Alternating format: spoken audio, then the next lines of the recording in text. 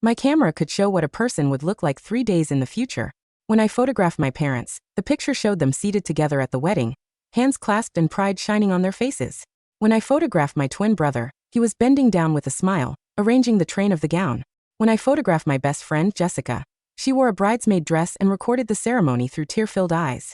Everyone looked radiant. The future seemed perfect. Thrilled by what I saw, I turned the camera toward my fiancé, Mason Carter. The moment I pressed the shutter, everything inside me went still. I stopped breathing. In the photograph 3 days from now, he was sliding a ring onto a woman's hand. It was not mine.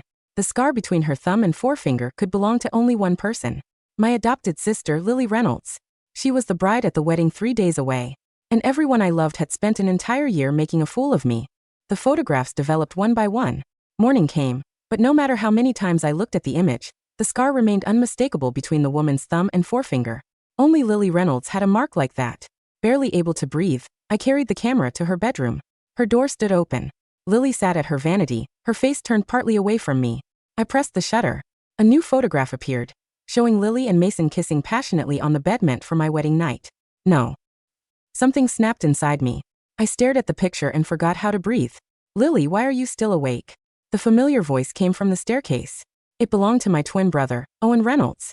I drew a shaky breath and slipped into the shadows around the corner. Owen, I'm nervous, Lily said softly from inside the room. Are we really doing the right thing? What if Amelia gets angry? She won't, Owen said without hesitation. She has given you everything you've wanted since you were children. Tears spilled down my face as I bit hard into my lower lip. He was right.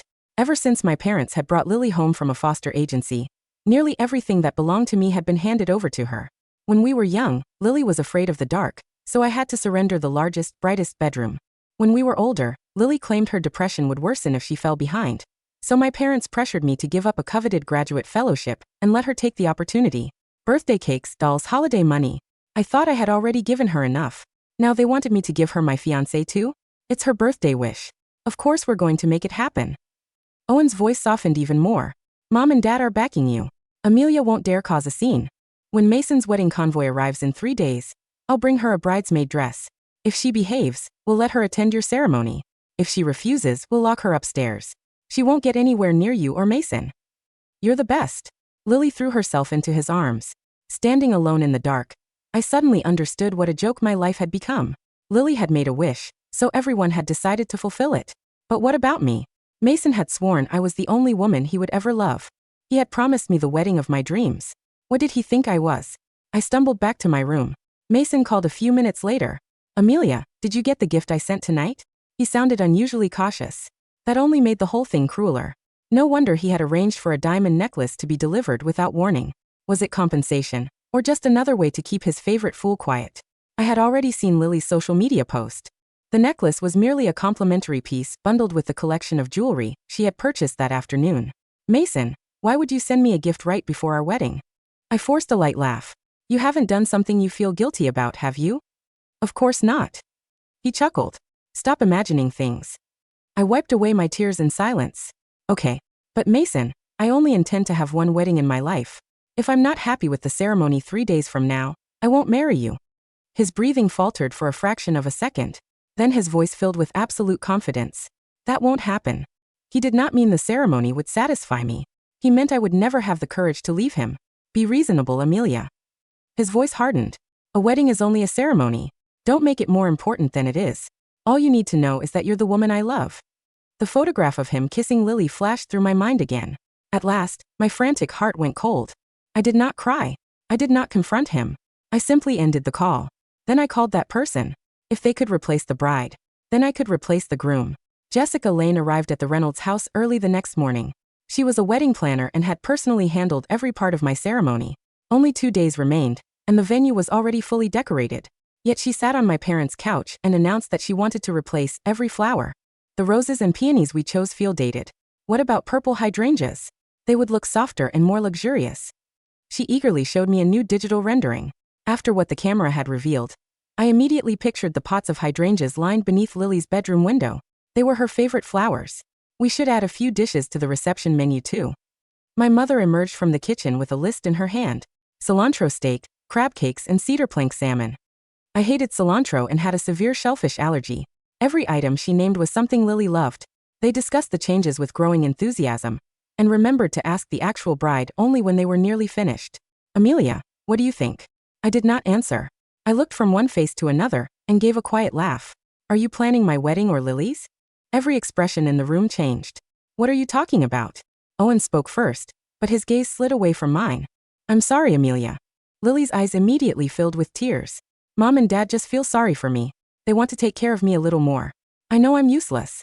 I know I'm always making everyone worry. Her breaths became shorter and faster until she collapsed weakly onto the carpet. The room erupted into chaos. Mason reached her first. He lifted her into his arms and helped her take her medication. Owen pointed at me, furious. You know she is still recovering. How could you deliberately upset her? Get out of my sight, you spiteful girl, my father shouted. Amelia, how could you say that? Lily didn't mean any harm, Jessica muttered. I looked at them and almost laughed. My parents and brother had favored Lily for more than 20 years.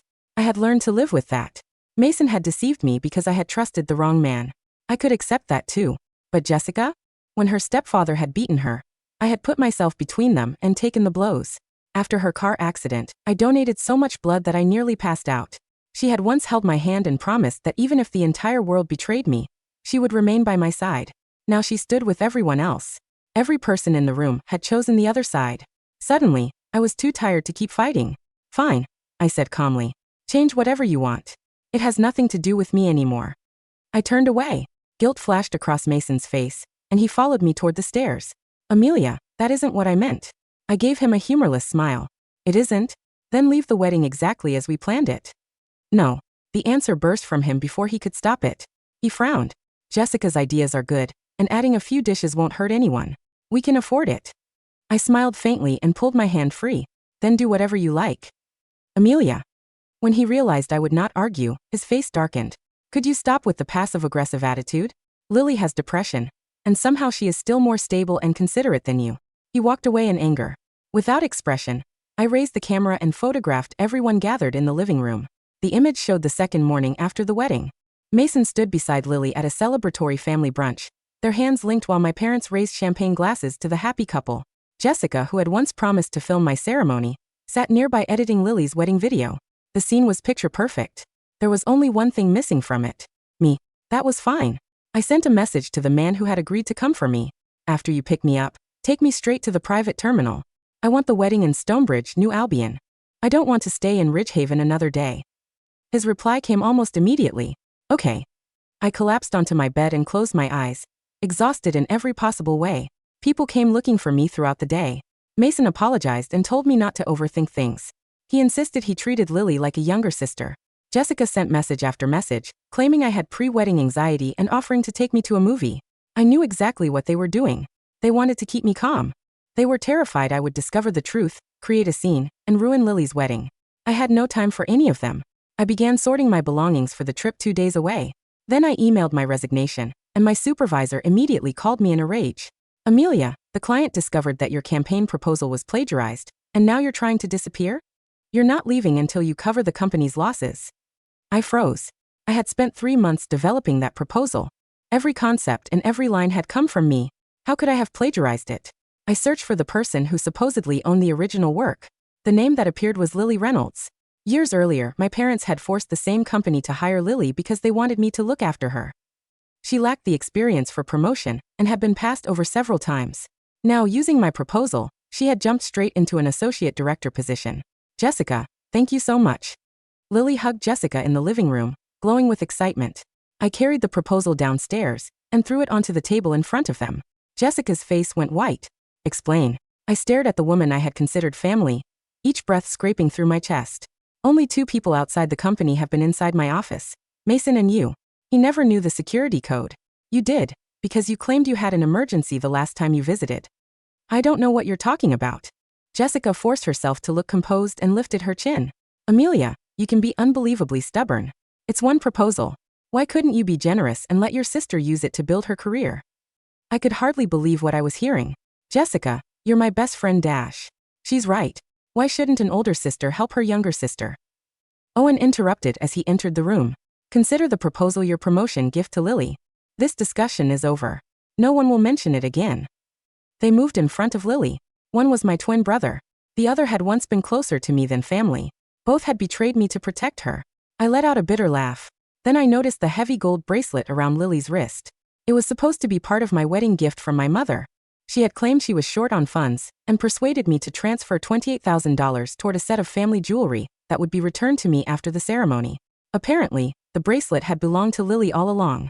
It wasn't safe in your room, so we asked your sister to hold it, my parents said without a trace of shame. So what if you contributed $28,000? Raising you cost us far more than that. Lily can keep the bracelet for now. We'll discuss the money later. Why are you being so impatient? Their voices were loud. Not one of them dared meet my eyes. I studied my family and the woman I had called my closest friend, and the last of my hope disappeared. All right. I smiled faintly. The proposal, the jewelry, the money. If you want them, keep them. From this moment on, I am no longer part of the Reynolds family. The room erupted behind me. They demanded answers, cursed me, and accused me of being ungrateful. A roaring filled my ears until I could no longer understand a word. I returned to my bedroom and turned the camera toward myself. After seeing the photograph, I finally felt at peace. Tomorrow was the wedding. It was also the day I would leave. I had not expected Mason to spend the night before our wedding at my parents' house. And I certainly had not expected to find him around the hallway corner, holding Lily as they kissed like they could not get enough of each other. I had prepared myself for the truth. Even so, seeing them together made me turn aside and vomit. Amelia. Mason rushed after me. His shout quickly drew the rest of the family into the hallway. Let me explain. Lily had too much to drink. Owen came out first. One look at the lipstick smeared across Mason's mouth told him everything. Enough. The wedding is tomorrow, and since you've already seen this, we may as well tell you now. He stepped in front of me. Lily will take your place in the ceremony tomorrow. Her mental health has been fragile, and her birthday wish was to wear a wedding dress and experience a wedding. You will serve as her bridesmaid and help us give her that memory. The moment he finished, my parents closed ranks around Lily. Even Mason shifted toward her without realizing it. Amelia, it is only one ceremony.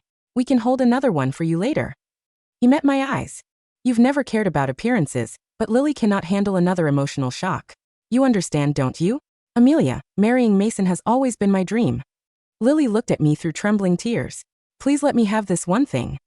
Some of them were guarding against me. The others were pressuring me. They watched me as though I might start screaming or attack Lily at any moment. Nothing happened. My face remained strangely calm. I looked at them and smiled. My wedding will take place tomorrow as planned. It simply has nothing to do with any of you. They stared at me. I walked past them, returned to my bedroom, and shut the door. Stop acting like a child, Amelia. Owen yelled after me. If you refuse to be Lily's bridesmaid, don't expect to attend when we hold your ceremony next year. I did not answer. The next morning, I opened the door for the hair and makeup team. The gown is here, Lily. Would you like us to take it upstairs or dash? I'm sorry, the lead stylist said politely. There seems to be a misunderstanding. Our client is Amelia Reynolds. My parents' faces tightened as they turned toward me. Jessica had arrived early. She was the first to realize that the gown was not the one Mason had ordered for me. This dress was far more elegant, with hand-sewn crystals scattered across a train 3 times as detailed as the original. Amelia, please don't do this to yourself. Jessica approached with an awkward expression. No matter how beautiful your dress is, there can only be one bride today. Why humiliate yourself? Contempt spread through the room. They looked at me as though I were delusional, and the more magnificent the gown appeared, the more pathetic they believed I was. She has no idea how embarrassing she looks. Owen muttered the insult under his breath. I offered no response and sat quietly before the mirror. 2 hours later, everyone surrounded Lily and escorted her downstairs like a princess. Confetti burst through the air, but when Mason stepped from the limousine outside, his gaze went straight to me. He stared at my dress, stunned by what he saw, before forcing a bitter smile and approaching. Amelia, this isn't going to work. No matter what you do, Lily is the only bride I am marrying today. He extended his hand toward a blushing Lily. Owen's face darkened beside her. You've made enough of a scene. Stop humiliating the family. Someone closed the door. Do not let her dash. The low rumble of engines cut him off.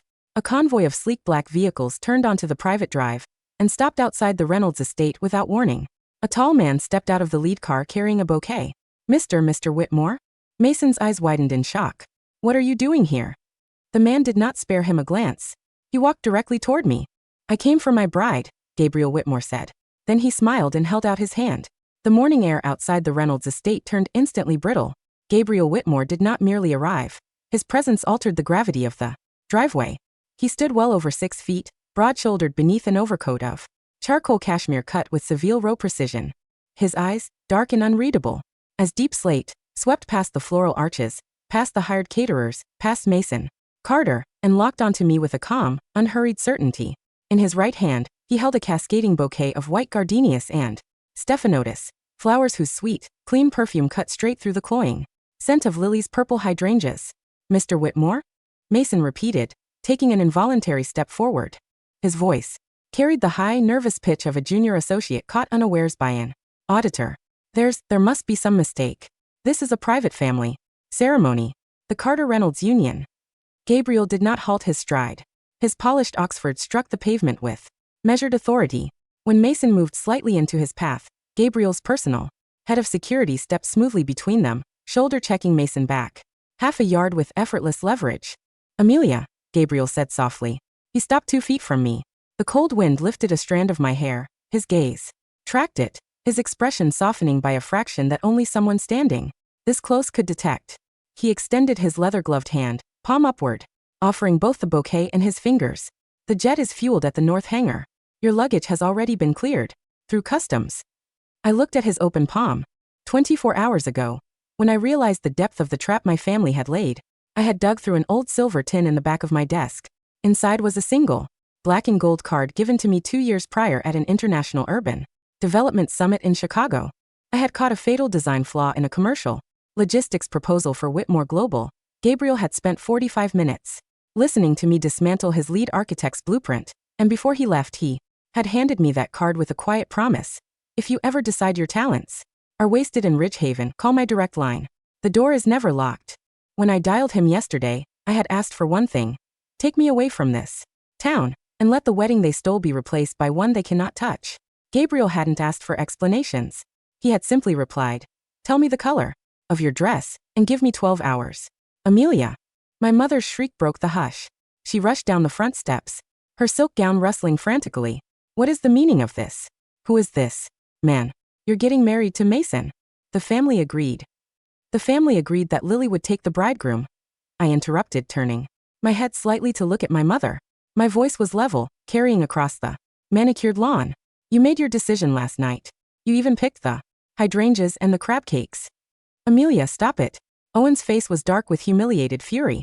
He lunged toward my arm, aiming to drag me back toward the house.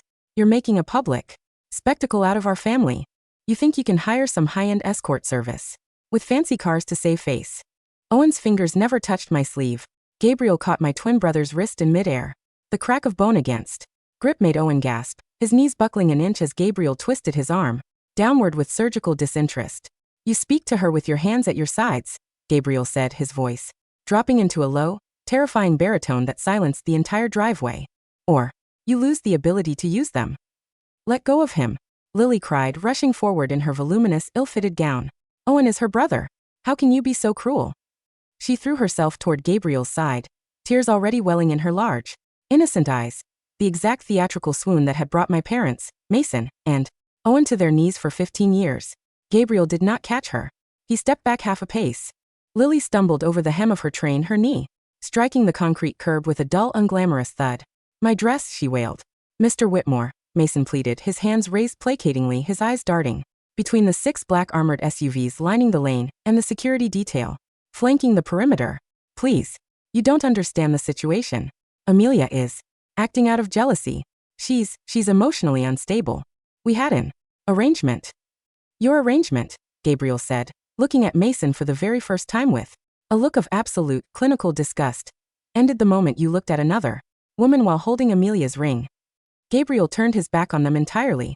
He looked at me, his eyes asking the only question that mattered. Are you ready? I took the bouquet of gardenias into my left hand. With my right, I placed my fingers into his palm. Let's go, I said. Gabriel closed his hand around mine, warm, solid, and unyielding.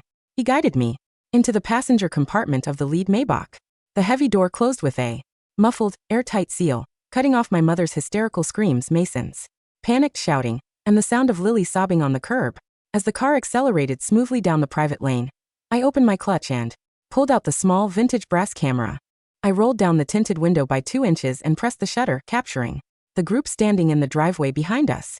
The film slid from the base of the camera, developing slowly in the cool morning light. In the photograph, 3 days from now, Mason was standing in the lobby of a regional courthouse, holding an eviction Notice, his hair disheveled and his suit rumpled. Beside him, Lily was screaming. At him, her manicured nails digging into his lapel, while my parents sat on a wooden bench with their heads in their hands, surrounded by cardboard boxes. Stamped. Property of the liquidation trustee. I tucked the photograph into my purse. The past was already dead. The future was simply waiting to be buried. The private terminal in Ridgehaven vanished beneath the cloud deck within 4 minutes of takeoff. The interior of Gabriel's Gulfstream G650 was a study in minimalist luxury, brushed platinum, cream leather, and the quiet hum of Rolls-Royce engines. A stewardess in a dark uniform brought a porcelain pot of Earl Grey and a plate of warm scones, setting them on the mahogany table between us before disappearing behind the bulkhead curtain. I sat with my hands folded in my lap, looking out the oval window at the endless expanse of blue. The shock hasn't hit you yet, Gabriel observed quietly from the opposite seat. He had removed his overcoat, revealing the crisp line of his white tuxedo shirt and the onyx studs at his cuffs. I've had 3 days to process it, I replied, turning to face him. The camera. It gave me the one gift they never intended for me to have, time. Gabriel looked at the small brass instrument resting beside my teacup. He didn't ask how it worked. A man of Gabriel Whitmore's caliber dealt in results, not superstitions. If a tool provided leverage, its mechanics were secondary to its utility. Stonebridge is prepared, he said, taking a sip of his black coffee. The cathedral on the bluff has been reserved since midnight. The archbishop is an old friend of my grandfather. Our marriage license was registered under the new Albion Special Executive Registry this morning. I looked at him closely. Gabriel, why did you do this? A phone call from an architect you met 2 years ago shouldn't command 6 armored vehicles and a transatlantic flight. Gabriel set his cup down with a soft ceramic click. His dark eyes held mine, without a flicker of evasion. 2 years ago in Chicago, he said slowly, my board of directors was prepared to approve a multi-billion-dollar development contract that would have collapsed our maritime logistics division within 3 fiscal quarters. 6 senior partners sat in that boardroom and told me the numbers were sound. You were 23 years old, an external junior consultant, and you stood before 20 men twice your age and proved they were mathematically incompetent. He leaned forward, his forearms resting on the table. I don't marry for social convenience, Amelia. I don't need family alliances. And I don't need someone to manage my public image. I need a sovereign partner whose intellect matches my own. When Mason Carter decided to trade a diamond for a piece of cheap glass, he did not just humiliate you, he proved he was unworthy of the assets he held. A faint, dry smile touched my lips. So this is an acquisition? This, Gabriel said, his voice dropping into that deep, steady cadence that made the air feel warmer, is an elevation. You spent 24 years being the shadow in the Reynolds house. Today you become the primary shareholder. 3 hours later, the wheels touched down at Stonebridge International. New Albion was a city built on sea cliffs and granite foundations, a place of towering neoclassical facades, cold salt winds, and historic wealth that made the suburban fortunes of Ridgehaven look like monopoly money. The Cathedral of St. Jude stood on the highest promontory overlooking the gray Atlantic. There were no crowds of gossiping suburban socialites. There was no cheap confetti or pastel ribbons. The nave was flanked by 12-foot white marble pillars, lit by the golden glow of 1,000 beeswax candles. An organ played the low, magnificent chords of a Purcell voluntary. At the altar, the Archbishop of New Albion stood in vestments of embroidered ivory silk. Gabriel stood beside me. When the Archbishop asked for the vows, Gabriel did not use a scripted card. He took my right hand, the hand that had scrubbed floors, drafted stolen proposals, and carried the weight of 4 ungrateful people, and slid a ring onto my 4th finger. It was not a commercial diamond.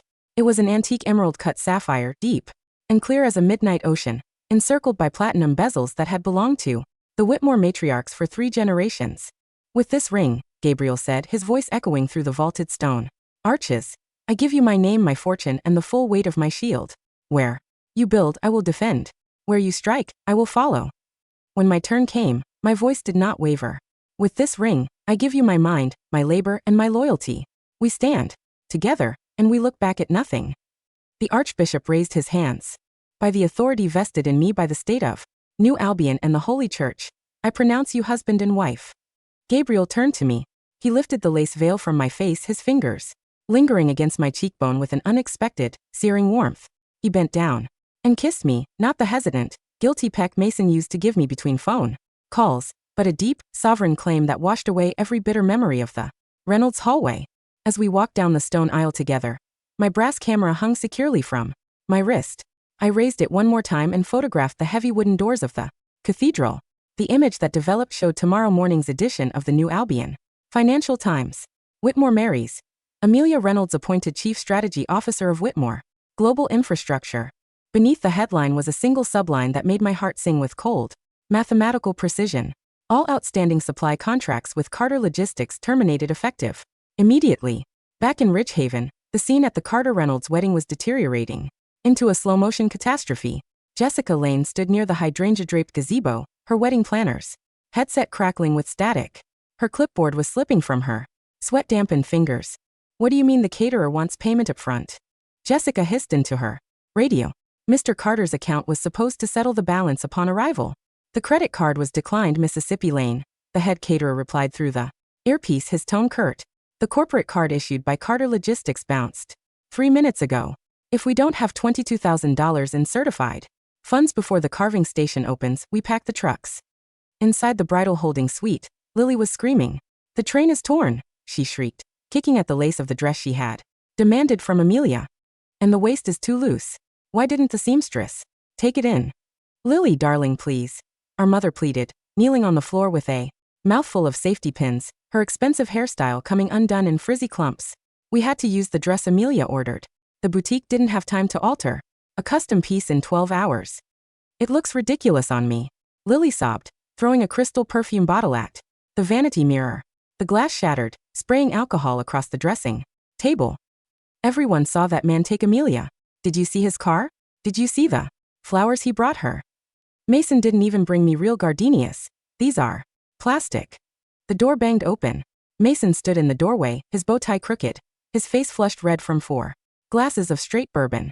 Mason, Owen barked from the armchair. Knock before you walk in. Lily is in distress. I don't give a damn about her dress, Owen, Mason snarled, his voice thick with liquor and panic. He held up his vibrating smartphone. My father just called. From the main office. Whitmore Global just pulled our Tier 1 vendor status. We lost the maritime shipping contract for the entire eastern seaboard. The room went dead silent. Owen stood up, frowning. What are you talking about? That contract has been locked in for 5 years. Whitmore owned the master distribution rights. Mason choked out, his fingers digging into his hair. They didn't renew. The email came directly from Gabriel, Whitmore's executive office. It had one sentence. We do not do business with firms whose principles demonstrate gross moral and fiduciary instability. Mason walked toward Lily, his eyes wild. You told me Amelia was nobody, Mason whispered, pointing a trembling finger at the crying girl. You told me she had no connections, no friends, no leverage. You said we could take her wedding, take her proposal, give her the bridesmaid dress, and she'd just swallow it like she always does. Mason, how dare you speak to your bride like that? My father shouted, rising from the sofa. Amelia is a spiteful, vindictive girl who used cheap tricks to seduce a billionaire. Once Mr. Whitmore realizes who she is, he'll discard her on the street. He made her chief strategy officer, Mason said, his voice dropping into a hollow, ruined rasp. The press release went live 20 minutes ago. Controls the vendor approvals now. Amelia holds our debt. Lily sat before the cracked mirror, the safety pins sticking out of her silk waistline, the tears cutting dark tracks through her heavy mascara. But we're still getting married, right? Lily whispered, reaching out a trembling, manicured hand toward Mason. Mason, it's my birthday wish. You promised me. Mason looked at the girl in the oversized, torn gown. Without Amelia's quiet competence managing the logistics behind the scenes, without Amelia's $28,000 covering the vendor deposits, and without Amelia's marketing proposals keeping the clients happy, Lily Reynolds was not an ethereal, tragic princess. She was an expensive, hysterical dependent holding an unpaid catering bill. Get out of my way, Mason muttered, turning on his heel. Mason, Owen yelled, grabbing his lapel. You walk down that aisle right now, or I swear to God. Mason threw a punch. The sound of knuckles striking Owen's cheekbone echoed through the suite. Owen crashed into the garment rack, sending 3 bridesmaid dresses tumbling into the broken glass and spilled perfume on the floor. Outside, the 100 guests gathered on the lawn began to murmur as the caterers began silently packing their silver chafing dishes back into the vans. On Monday morning, 4 days after my wedding in Stonebridge, I walked into the glass and steel headquarters of the Apex Marketing Group in Rich Haven. I was not alone. Flanking me were 2 senior partners from New Albion's preeminent labor and intellectual property law firm, followed by an armed forensic investigator, carrying a digital extraction kit. I wore a tailored pantsuit of midnight blue wool, my hair swept up into an immaculate twist, the Whitmore sapphire catching the cold morning light of the atrium.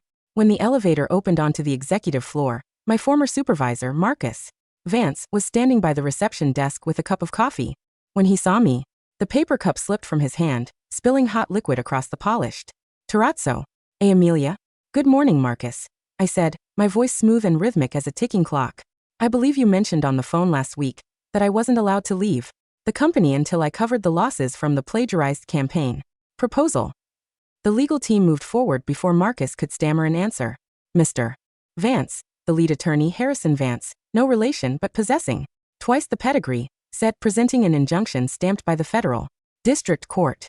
"We are here pursuant to an emergency civil discovery order regarding the theft and unlawful transmission of proprietary intellectual property registered to Amelia Whitmore, formerly Reynolds." The glass doors of the primary boardroom clicked open.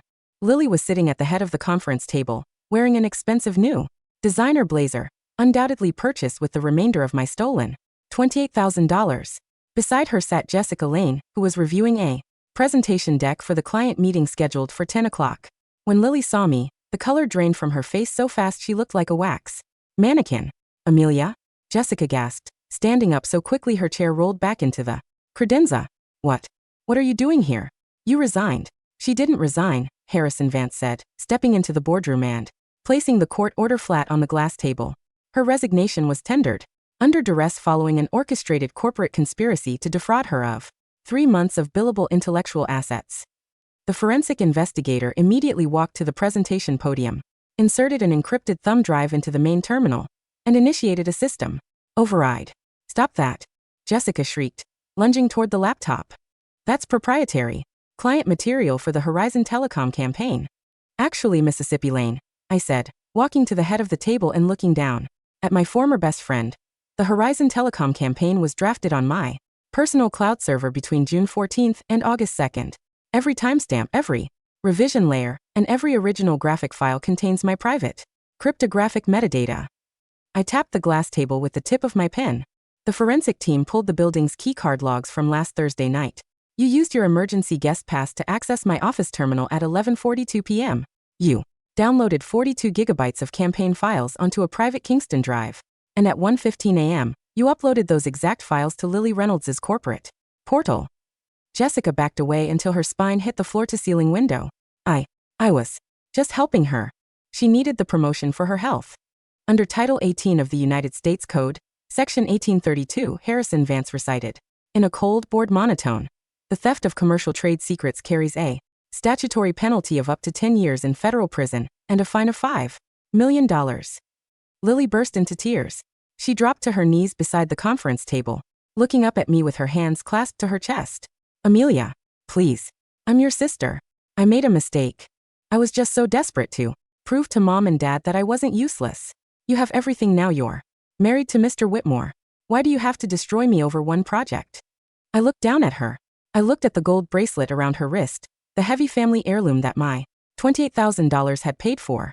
I reached down, took her wrist in my left hand, and popped the clasp. The bracelet slid off her skin and into my palm. "You took my bedroom because you were afraid of the dark," I whispered, leaning down so only she could hear the words. "You took my fellowship because your feelings were fragile. You took my fiancé because you wanted a wedding. And you took my work because you are completely, utterly empty inside." I dropped the bracelet into my purse. "The difference between you and me, Lily, is very simple. When you take everything I have, I can build it all back before sunset. But when you are left with only what you can create yourself, you starve." The double doors opened, and 2 uniformed officers from the Richhaven Financial Crimes Division walked in with pairs of steel handcuffs. Lily's screams echoed down the hallway as they lifted her from the floor. Jessica sat slumped against the window, her hands covering her face, weeping silently as the investigators boxed up her hard drives and personal files. I did not look back. I walked out of the Apex building, stepped into Gabriel's waiting car, and rolled the window up against the noise of the street. By the end of the week, the collapse of the Reynolds and Carter families was complete. The foreclosure on the Reynolds estate was triggered when the bank discovered that my father had forged my signature as a co-guarantor on a second mortgage 2 years ago. With Whitmore Global's legal team invalidating the fraudulent documents, The bank called the entire $700,000 note within 48 hours. Mason Carter's logistics firm declared Chapter 11 bankruptcy after 3 major shipping lines canceled their vendor agreements in solidarity with the Whitmore Consortium. On Sunday evening, my mother, my father, and Owen drove the 80 miles to Stonebridge in an old, rented station wagon. They stood outside the towering wrought iron gates of the Whitmore estate on the bluffs, the cold Atlantic wind whipping their coats around their knees. The intercom on the stone pillar buzzed with a low, mechanical hum. "Amelia." My mother wept into the brass grill. "Amelia, open the gate. We are your parents. You cannot leave us on the street like dogs. Your sister is in a holding cell. Owen has been fired from his firm, and they're padlocking our front door tomorrow morning." My father took the microphone, his voice shaking with a mixture of rage and broken pride. "Amelia, you owe us 24 years of room and board. We raised you. We fed you. You have an obligation under God to save your family." From the second-floor library of the manor house, I stood by the arched French doors, looking down through the iron bars of the balcony. Gabriel stood behind me, holding 2 glasses of port, his arm resting lightly across my shoulders. "Do you want me to have security clear the lane?" he asked softly. I looked down at the 3 figures standing in the freezing rain. I took out my brass camera. I pressed the shutter, capturing the 3 people huddled against the iron gates. Below, the photograph developed in the warmth of the room. In the picture, 3 days from now, the gates were empty. The lane was silent. My mother and father were sitting in a small, subsidized 2-room apartment in an industrial suburb of New Albion, eating canned soup in silence, while Owen stood behind the counter of a commercial package sorting warehouse, scanning barcodes under the glare of industrial mercury lights. They were alive. They had food. They had shelter. They simply had to live in the exact world of ordinary, unglamorous scarcity that they had forced me to inhabit for 24 years. No cruelty. No violence. Just absolute, poetic equilibrium. I lowered the camera. I reached out and pressed the master switch on the wall console, cutting the power to the gate intercom. The frantic, pleading voices vanished instantly, swallowed whole by the roar of the Atlantic surf crashing against the granite cliffs below. I turned around in the warm, candlelit library. I walked over to the marble fireplace, where the fire crackled with dry birch wood, and set the brass camera gently on the center of the mantelpiece. "Are you done looking at the future?" Gabriel asked, handing me a glass of port, his dark eyes shining with quiet, unwavering pride. I took the glass, feeling the heat of the fire against my skin, the weight of the sapphire ring solid and cool against my finger. "I don't need the camera anymore, Gabriel." I smiled, raising my glass to meet his. "The future is already right here."